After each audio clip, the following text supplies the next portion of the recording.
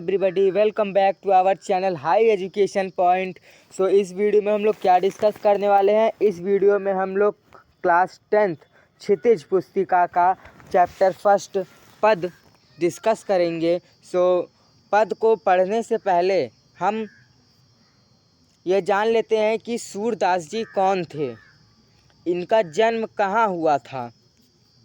सो आइए स्टार्ट करते हैं वीडियो को। सूरदास जी का जन्म सन 1478 में माना जाता है। ऐसा भी कहा जाता है कि इनका जन्म मथुरा के निकट रुनकता या रेणुका क्षेत्र में हुआ था, लेकिन दूसरी मान्यता के अनुसार उनका जन्म स्थान दिल्ली के पास सीही में माना जाता है। सूरदास जी मथुरा और वृंदावन के बीच गौघाट पर रहते थे और मंदिर में भजन कीर्तन किया करते थे। उनके 3 ग्रंथ सूरसागर, साहित्य लहरी और सूरसरावली में सूरसागर ही अत्यधिक लोकप्रिय हुआ। जैसा कि हम आपको बता दें कि भक्ति को 2 भागों में बांटा गया है, निर्गुण भक्ति एवं सगुण भक्ति। तो सूरदास जी सगुण भक्ति शाखा के कवि थे। और सबसे बड़ी बात जो है कि सूरदास जी जन्मान थे, यानी कि जन्म से अंधे थे। सूरदास जी के गुरु वल्लभाचार्य जी थे। सूरदास के पिता एक गायक थे जिनका नाम रामदास था। सूरदास जी का निधन सन 1583 ईस्वी में परसौली में हुआ। सूरदास जी की प्रमुख रचनाएं निम्नलिखित हैं: सूरसागर, सूरसरावली, साहित्य लहरी, नल दमयंती, व्याहलो। तो आइए अब हम पद का भावार्थ शुरू करते हैं। नीचे कुल 4 पद दिए गए हैं। So let's start.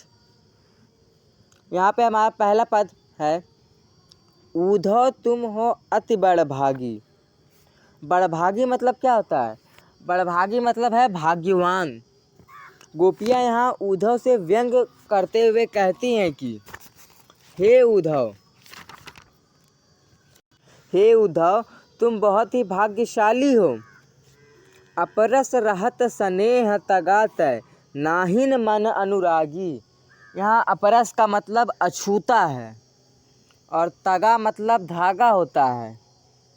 सो इसमें कहते हैं गोपियाँ कि तुम श्री कृष्ण के पास रहकर भी उनके प्रेम और स्नेह से वंचित हो।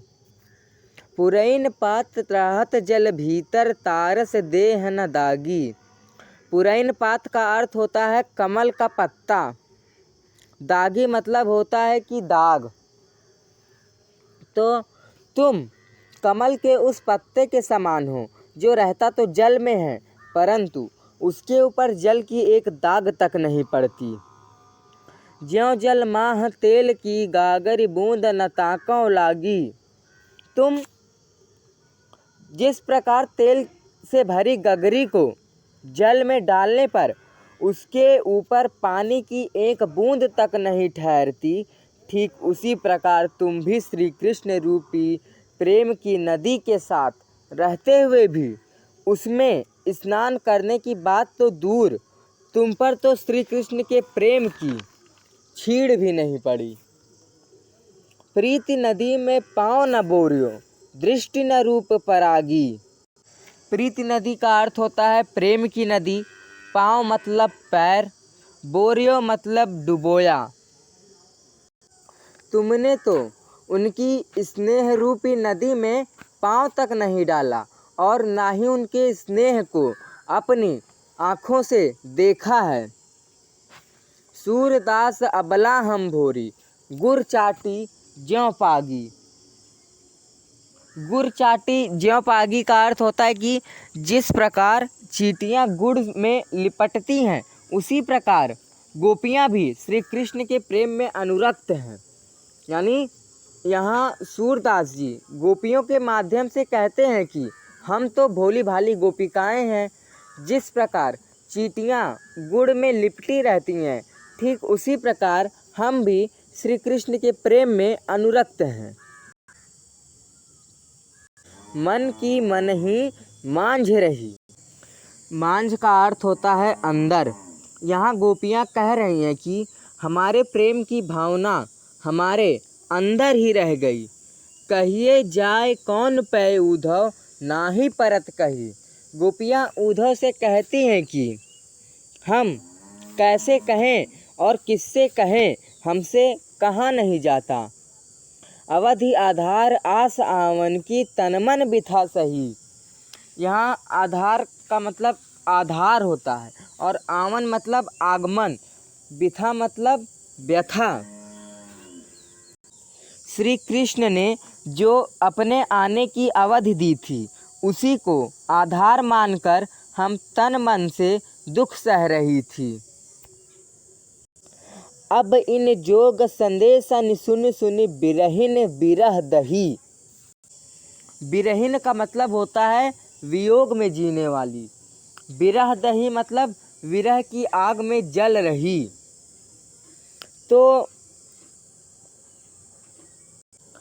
यहाँ पर गोपिकाएं कहती हैं कि परंतु श्री कृष्ण ने हमारे लिए ज्ञान योग का संदेश भेजकर हमें और भी दुखी कर दिया और ये हमारे इस क्रोध के आग में घी डालने का काम कर रहा है। चाहत हुत गुहार जितही तय उतत दार बही। गुहार मतलब रक्षा के लिए पुकारना, जितही तय मतलब जहाँ से, उत मतलब उधर वहाँ, धार मतलब योग की प्रबल धारा। यानी कि पहले हम उनसे रक्षा की गुहार लगाते थे और आज वही हमारे दुख का कारण है। सूरदास अब धीर धरहि क्यों मर्यादा न लही। प्रेम की मर्यादा है कि प्रेम के बदले में प्रेम ही दिया जाए, पर श्री कृष्ण ने हमारे मर्यादा का उल्लंघन किया है। उन्होंने अपनी मर्यादा तोड़ दी, तो अब हम अपनी मर्यादा में क्यों रहें। आइए अपने थर्ड पद की तरफ प्रस्थान करें। चलिए इसे पढ़ते हैं। हमारे हरिहारिल की लकड़ी। यहाँ पर हारिल एक पक्षी है जो अपने पैरों में सदैव एक लकड़ी लिए रहता है और उसे छोड़ता नहीं है। इन पंक्तियों में गोपियाँ कहती हैं कि कृष्ण उनके लिए हारिल की लकड़ी हैं। जिस तरह हारिल पक्षी लकड़ी के टुकड़े को अपने जीवन का सहारा मानता है, उसी प्रकार श्री कृष्ण भी गोपियों के जीने का आधार हैं। मन क्रम बचन नंद नंदन उर यह दृढ़ कर पकड़ी। नंद नंदन उर पकड़ी का अर्थ है नंद के नंदन कृष्ण को हमने भी अपने हृदय में बसाकर कसकर पकड़ा हुआ है। तो उन्होंने मन कर्म और उन्होंने किसने, गोपियों ने अपने मन कर्म और वचन से नंद बाबा के पुत्र श्री कृष्ण को अपने हृदय में दृढ़तापूर्वक बसा लिया है। जागत सोवत स्वप्न दिवस निशि कान्ह कान्ह जकरी। गोपियाँ जागते हुए, सोते हुए, दिन में, रात में, स्वप्न में सिर्फ कृष्ण का नाम जपती रहती हैं। सूत व्याधि हमको ले आए देख सुनी ना करी। व्याधि मतलब रोग, पीड़ा पहुंचाने वाली वस्तु। करी मतलब भोगा। तो आप तो हमारे लिए ऐसा रोग ले आए जिसे ना तो कभी हमने सुना है, ना देखा है और ना ही भोगा है। यह तो सूर तिन्हीं ले सौंपो जिनके मन चकरी। तिन्हीं मतलब होता है उनको, मन चकरी मतलब होता है जिनका मन स्थिर नहीं रहता है। तो आप ये जोग संदेश जाकर उन्हें सौंपिए, उन्हें सुनाइए जिनका मन चंचल है, जिनका मन एक जगह स्थिर नहीं रहता, इधर उधर कहीं ना कहीं भटकता ही रहता है। आइए अपने चौथे पद की तरफ प्रस्थान करें, उसे पढ़ते हैं। हरि हैं राजनीति पढ़ियाएँ। तीसरे वाले पद में मैंने एक लाइन छोड़ दी थी, आइए उसे हम समझ लेते हैं। सुनत जोग लागत है, ऐसो ज्यों करवी ककरी। जिस आपका ये जो जोग है उसे सुनकर हमें कड़वी ककरी की तरह प्रतीत होता है। जिस प्रकार कड़वी ककरी में कोई रस नहीं होता, ठीक उसी प्रकार हमें इस योग संदेश में कोई भी रस नज़र नहीं आ रहा है। अब चलिए हम अपने चौथे पद की तरफ प्रस्थान करें। हरि हैं राजनीति पढ़ियाए। गोपियाँ कहती हैं कि श्री कृष्ण ने राजनीति पढ़ ली है। समुझी बात कहत मधुकर के, समाचार सब पाए। ये बात हम पहले ही समझ गई थी। इस प्रकार से भौरे को कहती हैं कि और अब हमने सारा समाचार भी पा लिया कि सचमुच वे बदल गए हैं। वहाँ जाकर उन्होंने राजनीति की शिक्षा ले ली है, क्योंकि उद्धव को भेज दिया। उद्धव को भेजने की वजह गोपियाँ समझ रही हैं कि सचमुच में ही श्री कृष्ण बदल गए हैं। अब तो उन्हें पक्का विश्वास हो गया। एक अति चतुर हुते पहले ही अब गुरु ग्रंथ पढ़ाए। वे तो पहले से ही बहुत चालाक थे, अब उन्होंने बड़े बड़े गुरु ग्रंथ पढ़ लिए हैं। बड़े बुद्धि जानी जो उनकी जोग संदेश पठाए।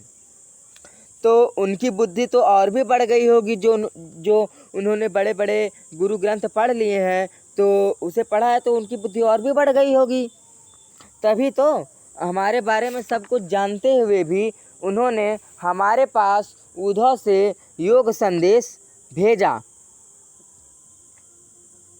उद्धव भले लोग आगे के, पर हित डोलत धाये।